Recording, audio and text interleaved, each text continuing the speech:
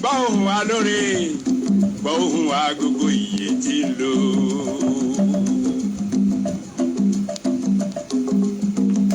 erin ní ṣọ́bodè nígbó ẹ̀fọ̀n ní ṣọ́bodè lọ́dọ̀ orí ní ṣọ́bodè lọ́run orí ló níbodè àyànmọ́.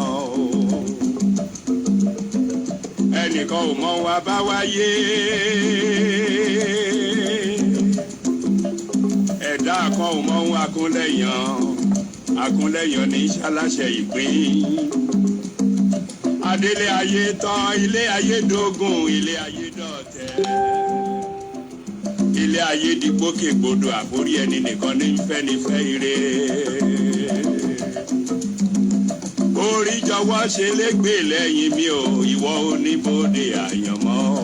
àyànmọ́ ń kó oògùn bẹ́ẹ̀ ni akúnlẹ̀yàn ogun làdáyébá àdáyébá àdáyéṣe orí mi ló yá àyànmọ́ ire.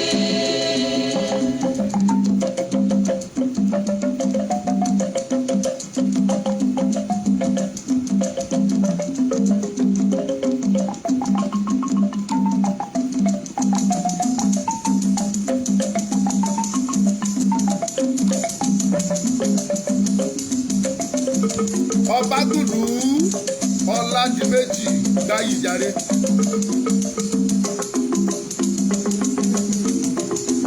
mo dẹni tó rírì láyé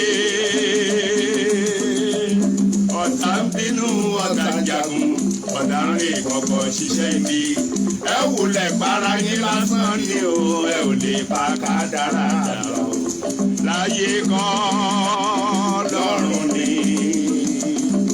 èyí kọ́ lọ́run ni akúnlẹ̀yìn ọ̀hún làdáyébá àdáyébá làdáyé ṣe orí mi ló yà yàn mọ́ ire.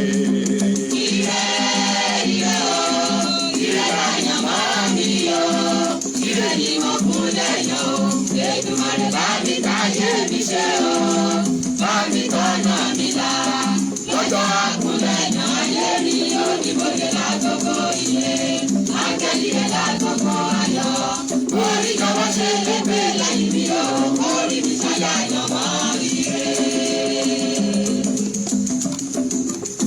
odò yìí gbirigbirigbirigbiri ó kájí ọ̀pọ̀lọ́ ò ta kìsàkìsà nẹ́rẹ̀ ọ̀run rorò ó jíwọ́ lọ ó ní bá fún ọ̀ṣẹ́ tí wọ́n ń pè ní wàrẹ́ ọ̀run ọ̀ṣẹ́ lòun ò wá mọ́ ó ní nítorí máa kúrúurú ó ní màrìwò ọ̀pẹ òun kúrúurú lọ́rùn ọ̀pẹ ó ní mọ́ròrò ó ní màrìwò ọ̀pẹ òun mọ́ròrò lọ́rùn ọ̀pẹ ó ní yí gbirigbirigbiri ó ní làwọn ìṣí máa yí gbirigbiri lọ́rùn ọ̀pẹ ó ní àyíká ayé máa bá wọn yí bẹ́ẹ̀ ní bá wọn yá ìka ọ̀run ẹgbẹ́ ayé máa jẹ ìṣègùn ọ̀run ẹgbẹ́ yìí dáa. akúnlẹ̀yàn lọ jíṣẹ́ mi máa lọ́rùn. èmi àbáwọn máa ṣọ̀dà lé lọ. oníbodè lọ jíṣẹ́ o. èmi àbáwọn máa ṣọ̀dà lé lọ. oníbodè lọ jíṣẹ́.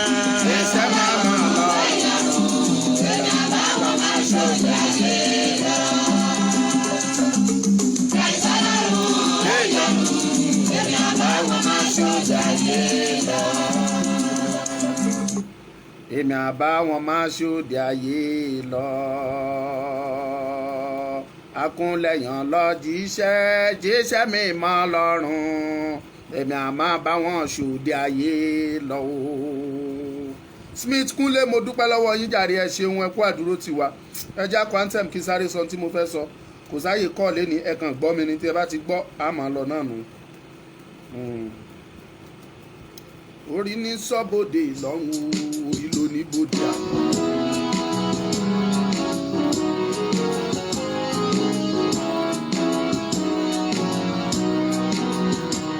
Iṣẹ́ wọn ẹ̀wọ̀ fún ilẹ̀ ìbí wọn. Àgbéga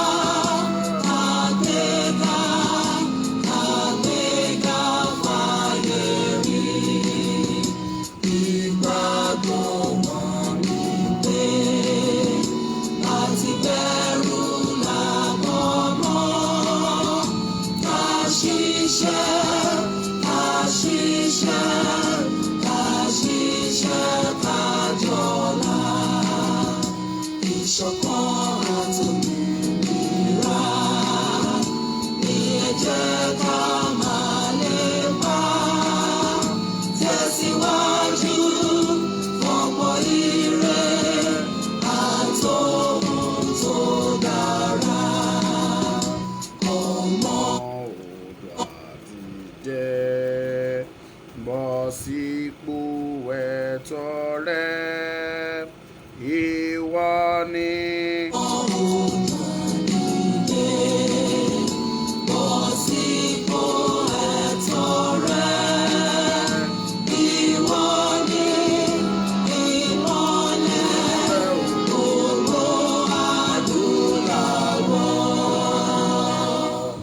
Mo dúpẹ́ lọ́wọ́ gbogbo ẹ̀yin olólùfẹ́ wa, gbogbo ẹ̀yin tí ẹ̀ ń fẹ́ Ọmọlúkà tinútinú, gbogbo ẹ̀yin tí ọkàn yóò balẹ̀ lórí Ọmọlúkà yìí pé mi ò máa gbúrò Ọmọlúkà, mi ò máa rọ́ Ọmọlúkà, kí ló ń ṣẹlẹ̀, kí ló dé. Mo ṣì wà, Nàìjíríà ò tí ì mú mi o, wọn ò tí ì mú mi o, kò dẹ̀ sí ní tí mo jẹ́ o, kò sí ní tí mo ní. Gbogbo bọ́n ṣe ń lépa mi, gbogbo ẹ̀ là ń rí. Ẹ mọ̀ mí pé èmi yàtọ̀ sáwọn míì, àwọn lè wá sórí afẹ́fẹ́ kan pariwo wọ́n wá wa wálé wọ́n wá wa àkàìmọye irú ẹ̀. Àwa ò ní try ready àti sọ anything. Ẹ share message yìí o, ẹ̀yin tẹ́ bá nífẹ̀ẹ́ mi lótìtọ́ àti lódodo, you must share this message. Either you are watching it from Facebook or you are watching it from YouTube, you must share this message if truly you love Ọmọlúkà. Ẹ bá mi pín. Wọ́n ń wá wa lóòótọ́, náà ń wá mi, náà ń wá bàbá Èkìtì, náà ń wá Awíkóńkó Gbẹ̀dú, gbogbo wọn mo ní Gbẹ̀dú Lawan lé Ọ̀ṣun, gbogbo wa náà ń wá. Èmi ò dẹ̀ rẹ́dí àti gbójú pamọ́ because a mọ̀ lóòótọ́ pé Nigeria is a lawless country tí wọ́n ò ní respect fún òfin tó jẹ́ pé òfin tí wọ́n ní, òfin láti lè fìyà jẹ àwa mẹ̀kúnnù ló wà ní Nàìjíríà. And I don't bloody care. Ẹ pa ẹni tẹ́ bá fẹ́ pa ẹni tó bá máa wà láyé àwàlá ẹbọ. Kíní kan dá mi lójú wípé ẹ pa èèyàn dé stage kan, àwọn kan á dìde, wọ́n á ja ìjà yìí, Yorùbá dẹ̀ bọ́. It's either Yorùbá nation or death. Ṣùgbọ́n mi ò ní kú. Ikú kan ò ní mi pa, àrùn kan ò ní mi sọ lọ́jọ́, torí mo ti dánmọ́ àjẹ́ ayé, mo dánmọ́ àjẹ́ ọ̀run. Ìsìnkú àrùn ẹ pẹ́ yín dà. Kí lè ṣe wá, kí la ṣe? Because we agitate for self-determination. So therefore, you tag us as a secessionist. And we are secessionists. And yet you refuse to dialogue, you refuse to sit down and call those people that are agitating. What do you want? How do you want us to do it? You are not ready to do that, and you are hunting us as if you are hunting a criminal. Am I a criminal? Is Baba Èkìtì a criminal? Ṣé criminal ni wá ni, ṣé Awíkóńkó ṣé criminal ni wá ni? Because we demand for self-determination, which is human right, which is under international law. Everybody has the right to demand for his freedom, to demand for self-determination. Nigeria, you are haunting us. Ẹ fẹ́ mú wa, ẹ continue. Gbogbo ẹ̀yin tẹ́ ń pè Ọmọlúkà kúrò nílé, kúrò lọ́nà, kúrò ní gbogbo, I won't leave. Let them come and carry me. Ẹ jẹ́ kó máa bọ̀. Ẹni tẹ́ bá fẹ́ palẹ̀ máa pa, ẹni tá kú á kú. But kíni kan dá mi lójú wípé no matter how you kill people, you cannot kill 50 million Yoruba people. There's no magic you can do. There is no power you want to use that you will have the privilege, opportunity to kill 50 million Yorubas. Oh, lè ṣe bẹ́ẹ̀. You can't. Lè ṣe, lè pa 50 million Yorubas. Nítorí bá máa mú yín pa 50 million Yorùbá, that means you will kill governors, you will kill senators, you will kill tí ẹ lè rí pa, bẹ́ẹ̀ tí ẹ fẹ́ pa senator, pa governor, pa ọba, pa ìjòyè, pa who is who. Lè pa 50 million. It's not possible for you. So therefore, Yoruba nation will emerge. Nothing will change it. That for that. Ẹ wá ń lẹ́ o, ẹ̀yin oníròyìn gànfẹ́. ẹni oníròyìn tá àgbéṣẹ́ rán tó lọ ń jíṣẹ́ tẹ́ ń pariwo kiri Ọmọlúkà ní second in command fún Ìgbòho. Níbo lèmi àti ẹ̀yin ti jọ sọ o BBC, níbo lèmi àti ẹ̀yin ti jọ sọ o Yorùbá Tòótọ́ that I am the second in command to Ìgbòho. Ẹ̀yin alákòóbá ti ń dá parí oṣù. Níbo lèmi àti ẹ̀yin jókòó sí láti jọ sọ on a normal ground. I should sue you for this. BBC and Yorùbá Tòótọ́ ẹ̀yin méjèèjì tẹ publish ẹ̀ jáde ipe èmi sọ pé I am the second in command to Sunday Igboho. I should sue you for this. But for the fact of pé I want peace in Yorùbá land ni mo ṣe ń wò yín níran if not tó yẹ kí n sue yín kẹ́ dé court. Fún nǹkan tí mi ò bá yín ṣe tí mi ò bá yín sọ tèmi àtẹ̀yìn ò just discuss. Is it a crime pé mo l'action tí mo dẹ̀ ní mo kàn ní ni mẹ́rin ní kíní kankan kò sí tí mo ní mi ò lágbá tán bá kì mí báyìí ìtọ́ máa jáde ń di mi ni ẹ wá gbé mi ṣe pé sáyé báyìí o ó mo ìdẹni tán lé kiri o mo dẹni tán lé o I am not ẹni tó ń bèrè Ọlárẹ̀wájú Abíọ́dún I am not afraid but mo mọ Yorùbá mo mọye ìpè tí mò ń gbà ó sọ fún wa pé wọ́n ní second in command ó sọ fún wa pé wọ́n ní gbákejì Ìgbòho oríṣiríṣi kọ́. That is why I'm saying this. I have never in anywhere tell anybody that I'm second in command to Igboho. Who am I? I am just an agitator. An agitator that is demanding for self-determination for my people. Speaking my mind and sum up my people. What they cannot say, that is what I'm saying here. So therefore, ẹ má tag mi lórúkọ tí mi ò sọ pé mo fẹ́ jẹ́. Ẹ̀rù ò bà mí o. Tó bá jẹ́ tẹ̀rù lẹ́yìn sọ pé bóyá ẹ̀rù ló ń bà. No. Ẹ̀yin gan lẹ̀rù ẹ̀ ń bà mí torí ẹ̀yin lẹ́ máa bẹ̀ sí ní dìde ogun dìde ọ̀tẹ̀ Ọmọlúkà wípé ó ti sọ̀rọ̀ ẹ̀dígbàkejì ó sọ̀rọ̀ ẹ̀dígbàkejì ìgbà ilẹ̀ máa bẹ̀rẹ̀ ẹ̀yin gan lẹ̀rù ẹ̀ ń bà mí. So please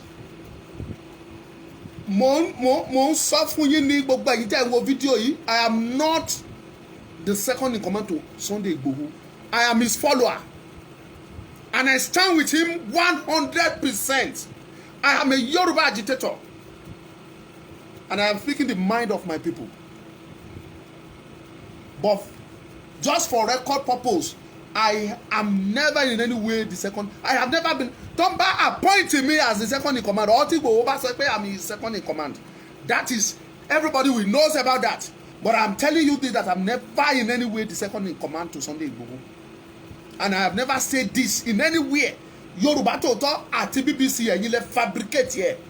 And that ti gbọ́ information pé ẹ̀yin méjèèjì ìjọba lẹ̀ ń ṣiṣẹ́ fún you are working for Nigeria láti capture gbogbo àwa wọ̀nyí. That is what you people are doing. I have been told. I have the right to sue you for that. And you will present ibi tí mo ti sọ fún yín bẹ́ẹ̀ ẹ present ẹ jáde pé this is the video, this is the camera, this is where we discuss it that I am the second in command.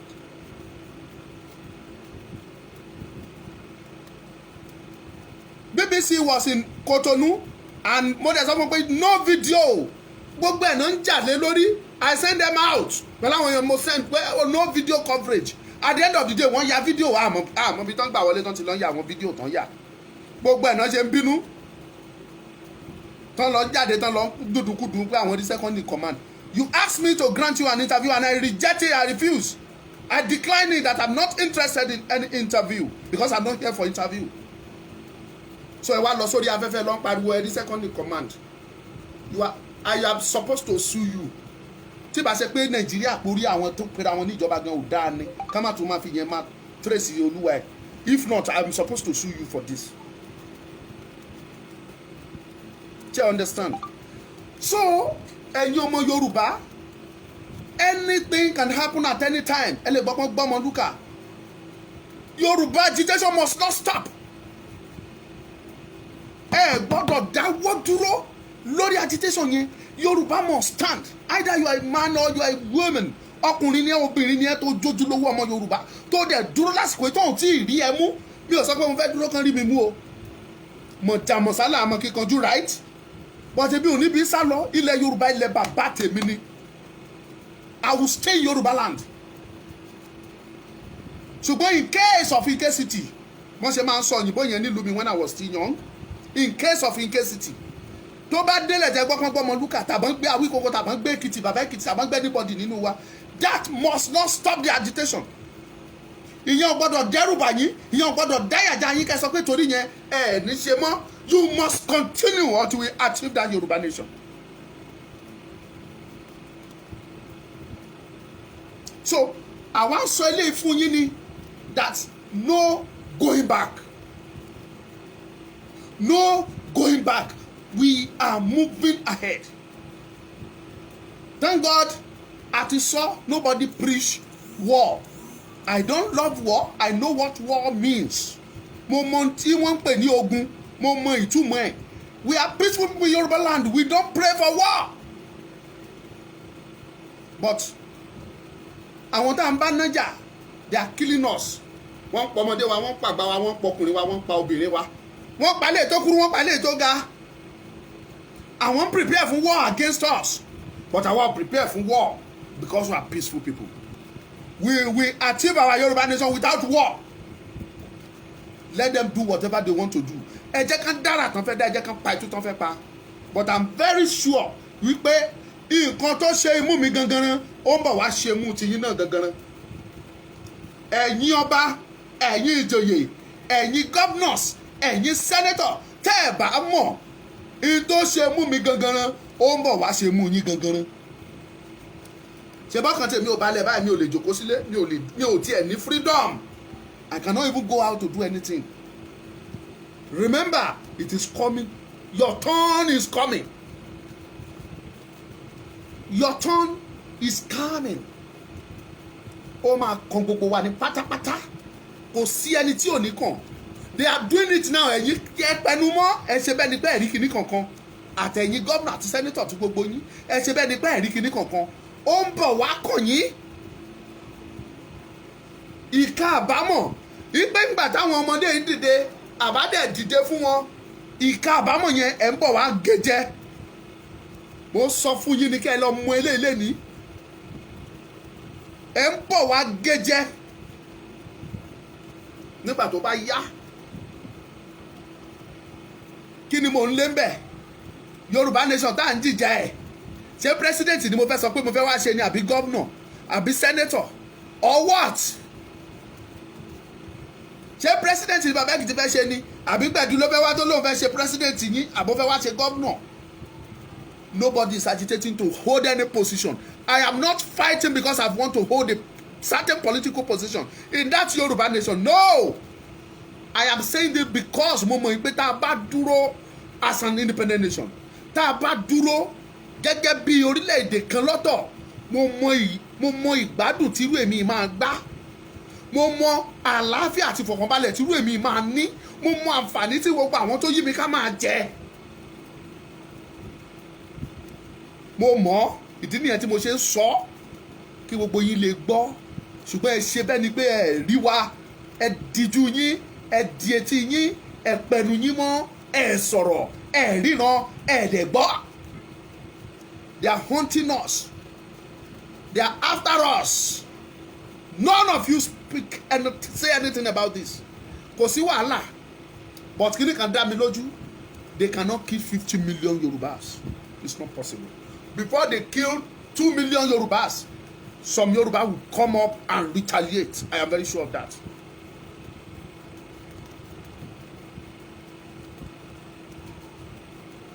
Ma guarantee yín wípé ojú gbogbo wa láṣẹ tí kò bá ti nípa mí, ikú ògàn tí ikú ò ní mi pa, tí Yorùbá ò bá ti mú, tí àwọn Nàìjíríà tó ò bá mú mi, tó ò tì mí mọ́nú sẹ́ẹ̀lì wọn, tí wọn ò rí mi mú, mo mọ̀ dájú wípé ojú gbogbo wa láṣẹ.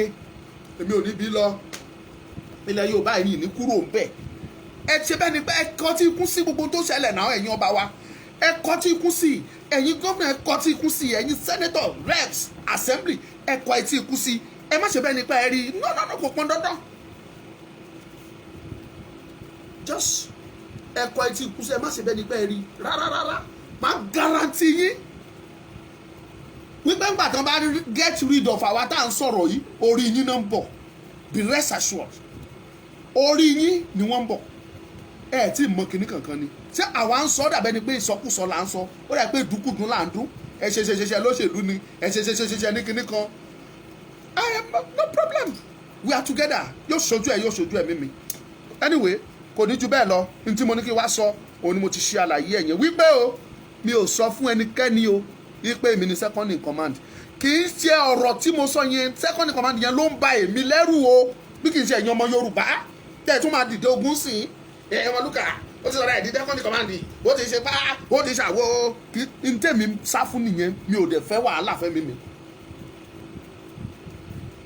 Moreover kí ni mo ní tí mo fi ṣe second in command mi láyẹta mi lókìgbẹ́ mi ní gbèkúgbèkú kò sí tí mo ní bọ̀ tí mo ní rè ó ní ẹnu mi and God is assisting me God is helping me God is empowering me to use it and I will continue to use it màá lò ó kí n tó lọ màá lò ó ẹnu yìí màá lò ó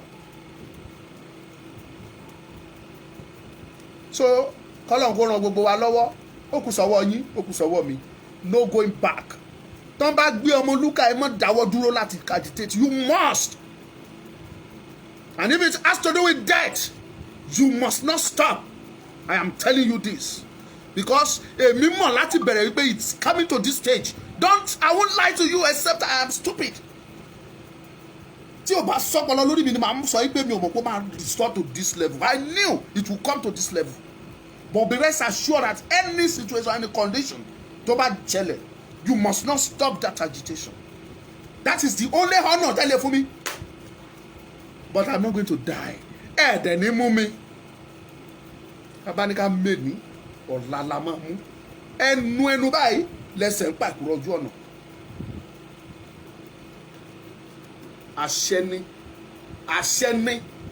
àṣẹ ni àbá tí alágẹmọ bá dá òun lo òòṣà òkè ń gbà ẹ ní rí mi mú ẹ lè mú mi ẹ ní mú mi ẹ ní pa mí ẹ̀mí mi ò sí lọ́wọ́ yín ẹ̀mí mi wà lọ́wọ́ Olódùmarè ọba tó dá mi ó wà lọ́wọ́ ìṣẹ̀dá mi orí mi tó ti ṣọ́ mi láti kékeré títí di àkókò yìí tí ò fi mi lé ọ̀tá lọ́wọ́ tí ò jẹ́ ń kú pẹ̀lú gbogbo àwọn ìlàkọjá ìpèníjà tí mo ti rí tí mi ò kú awáṣẹ ilẹ̀ṣẹ̀ wàá fẹ́ dé ta ni yín ta ló kéyìn láyín níwájú Sẹ́rúbábélì ta ni ọmọ adágúnmu kọ̀ọ̀sán yín níwájú ọmọ akúnyányán ta ni yín níwájú ogun ọ̀run you can never do anything to me kò síbi tí mò ń lọ Yorùbá is my land ẹ̀yin tẹ́ advice Ọmọlúkà sá o lọ o mo ti gbọ́ yín ṣùgbọ́n ilẹ̀ Yorùbá yìí ni máa jókòó sí ìní kú ò máa jókòó síbẹ̀ ní ẹjẹ́ ká máa bọ̀ kò sí tí mo gbójúlé o ṣùgbọ́n tí mo gbójúlé ó ju ẹgbàágbèje gbẹtugbẹtu lọ ẹni tí mo gbójúlé ó ju ẹgbẹ̀ẹ́gbàárùn gbẹtugbẹtu lọ ó ju ẹgbẹ̀ẹ́gbèje òkígbẹ́ lọ kò sí tí ò jù lọ Olódùmarè Jésù Kristi ọmọ Ọlọ́run òun ni mo gbójúlé is more powerful than you ó ju gbogbo ìbọn owó ẹ ó ju gbogbo everything in your custody tẹ́ ẹ fẹ́ lò against wa bóde inú lébi ò lè bá anything tó lè against mi bẹ́ẹ̀ ní tó máa bá ń bẹ̀ mo lò already so I won't deny it that is flyers stickers flags of Yoruba nation that is what you can see there and lẹ́yìn yẹn nothing more come kò ní yẹ yín pátápátá ẹ̀ ní serere ìní jèrè yín bí ti wù ó mọ́ ayé yín ò ní da ẹ ṣòfò bí omi ògìní ẹ ṣòfò dànù ní ẹ rà dànù ní kò ní yẹ yín èmi kì yóò kú ikú kíkú kan bí kò ṣe yíyè kémi kó lè máa ròyìn iṣẹ́ Olúwa Olúfúnmiláyọ̀ Mary àmì àṣẹ Èdùmàrè èmi kì yóò kú bí kò ṣe yíyè bí kò ṣe pé kémi kó lè máa ròyìn iṣẹ́ Olúwa ẹ̀yin kábíyèsí wa mo ń bẹ̀ yín ọ̀rọ̀ yìí ó máa lẹ́yìn ọ̀rọ̀ yìí máa lẹ́yìn ẹ̀yin kábíyèsí ẹ̀yin gọ́vnà ẹ̀yin olóṣèlú yóò lẹ́yìn o yóò lẹ́yìn o ọ̀rọ̀ yìí yóò lẹ́yìn o tẹ́ ẹ bá tètè dìde o mo ń sọ tèmi yóò lẹ́yìn o ẹ̀yin ọba yóò lẹ́yìn lójú ẹ̀mí yín wọ́n hàn tiwa bígbà tó ń dọdẹ ewúrẹ́ bígbà tó ń dọdẹ grass cutter grass chopper nínú igbó tó ń dọdẹ rabbit ẹ̀ ń wòran kábíyèsí yóò lẹ́yìn o yóò lẹ́yìn o yóò lẹ́yìn o kábíyèsí o yóò lẹ́yìn o yóò máa lẹ́yìn ọ̀rọ̀ yìí yóò máa lẹ́yìn o àjàntìẹ̀lé.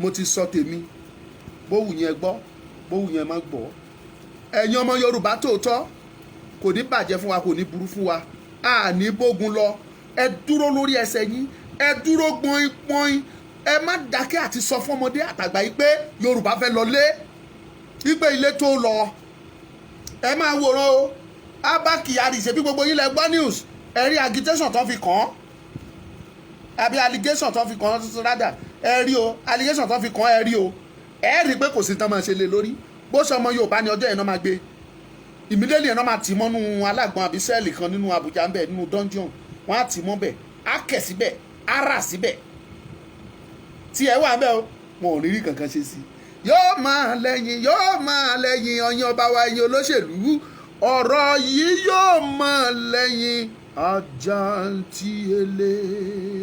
Share this program either on YouTube or Facebook. Share it, give your comment, love it, like it, and if you have not subscribed to my YouTube channel, please do. God will bless you. Ọmọlúkà lórúkọ mi lẹ́ẹ̀kan sí. Èmi ti ń lọ fẹ́ lọ wá nǹkan jẹ.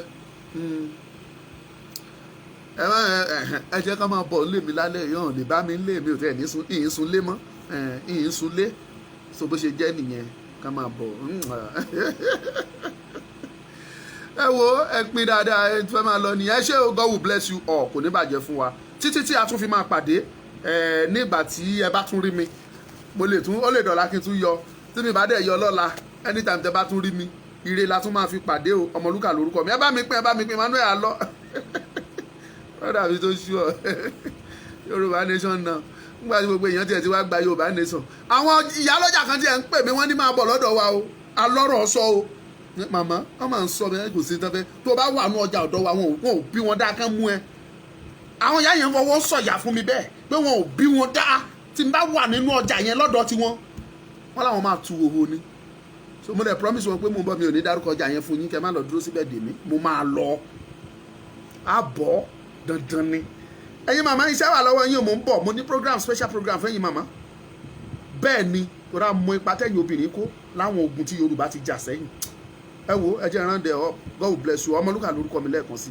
títí tá a tún fi pàdé pẹ̀lú ire pẹ̀lú ayọ̀ pẹ̀lú àlàáfíà ikú kan ò ní mi parun kan ò ní mi sọ lọ́jọ́ torí ọmọ ẹ̀yin lójú Olódùmarè ni mí èmi kì yóò kú bí kò ṣe yíyè kémi kó lè máa ròyìn iṣẹ́ Olúwa ǹjẹ́ títí tí a tún fi ire pàdé o Ọmọlúkà ni mò ń jẹ́ thank you God bless you.